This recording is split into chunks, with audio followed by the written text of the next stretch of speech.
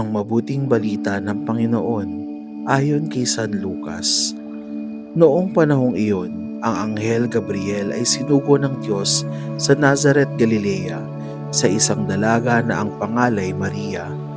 Siya ay nakatakdang ikasal kay Jose, isang lalaki buhat sa lipi ni Haring David.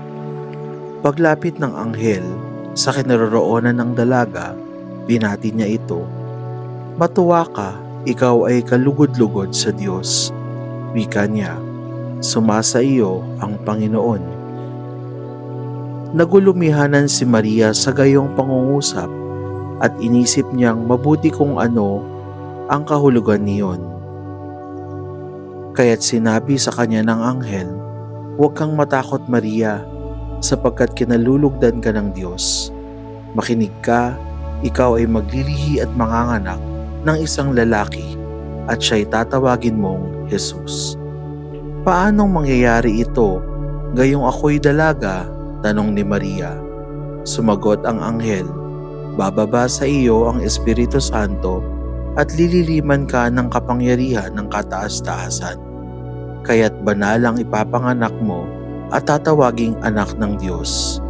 Sumagot si Maria, "Ako'y alipin ng Panginoon, mangyari sa akin ang iyong sinabi." At nilisan siya ng anghel. Ang mabuting balita ng Panginoon. Pinupuri ka namin, Panginoong Hesukristo. Huwag kang matakot, Maria, sapagkat kinalulugdan ka ng Diyos.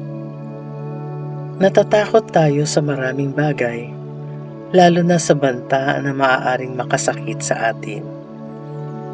Natatakot din tayo sa mga bagay na mas malaki sa atin at hindi natin kilala. Nabubulabog ang ating kapayapaan.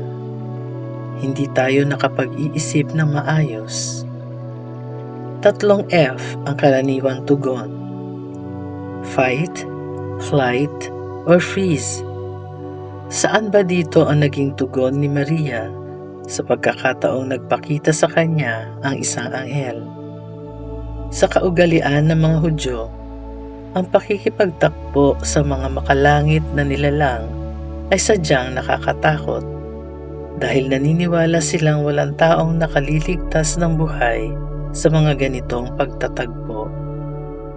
Sadyang makapangyarihan kahit ang liwanag at kabanalan ng Diyos na nasasalamin sa mga anghel. Sapat na ito para matupok ang tao sa init ng kaluwalhatian ng Diyos dahil sa kanyang kasalanan. Sa kaso ni Maria, mukhang wala ang 3 F sa naging tugon niya. Hindi siya nanlaban, tumakas o natulala. Nakinig siya, humingi ng paglilinaw, tinanggap ang misteryong nagaganap sa kanya at ang kalooban ng Ama. Handa ang kanyang puso at kalooban. Nauulit ang paghahayag ng Diyos sa bawat isa sa araw-araw. Ang bawat tao, sitwasyon at pangyayari ay mahahalagang pahayag ng kalooban ng Ama. Handa ba ang ating puso at kalooban?